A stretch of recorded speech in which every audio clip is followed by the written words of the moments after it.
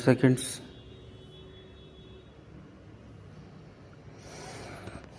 Start. When I am asked to lay the foundation stone of a building meant to house a public utility department such as the Post and Telegraph, my immediate reaction is to accept such an invitation. On such occasions, I feel happy partly because they provide me an opportunity of studying and familiarizing myself with the systematic growth and development of a government department over many past years, and partly because such an occasion is symbolic of the real progress of the department in question. The decisions to have adequate and the right type of office accommodation and to make the necessary budgetary provision for the same are necessarily important landmarks in the evolution and growth of a department. When we think of the Post and Telegraphs Department, a whole host of ideas and past associations rush up and jostle for expression. After the Indian Railways, it is the largest public utility service of the government.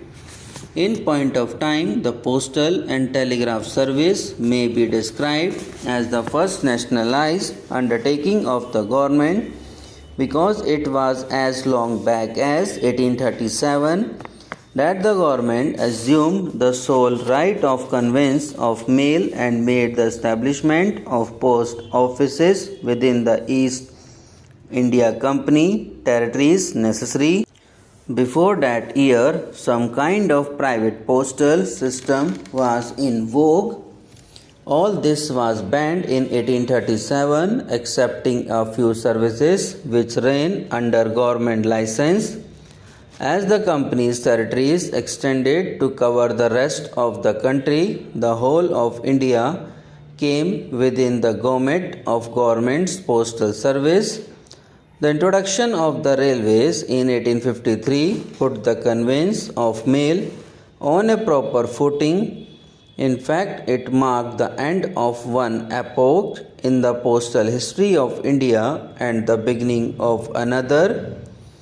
As I said, the Post and Telegraphs Department is the second largest public utilities service of the government. Where the common man is concerned, no other governmental activity functions as intimately and as extensively as this department. The punctual postman going on his rounds all round the year, the long red colored letter box standing guard at a familiar corner in a village, the modest hut which serves as a post office, all these symbols have a peculiar meaning for everyone in an Indian village. From the earliest times, postal service has been the most obvious governmental activity in India. The functions of the Post and Telegraphs Department are many and varied. Apart from its primary responsibility of providing channels for communication by road, rail, air, steamer, or by the installation of telegraph offices and telephone exchanges, it functions as the agent of the government to help the public invest their money in National Savings Certificate. It offers facilities for life insurance, though on a limited scale. It provides banking facilities and thus encourages a sense of thrift among the public. Although conveyance of post was undertaken as a government monopoly in 1837, it was in 1925 that the department was commercialized. Till 1947, the year of our independence, its expansion and progress had been slow, though quite steady. I am glad to say that since independence, the department has taken long strides in its determination to provide each village with proper communication facilities. Over 25,000 post offices have been opened since August 1947 as compared with 20,000 to 40 which were already in existence in undivided India. This increase in the number of post offices stupendous as it is gives, I believe, an idea of the progress that the Post and Telegraphs Department has made during the last 7 years.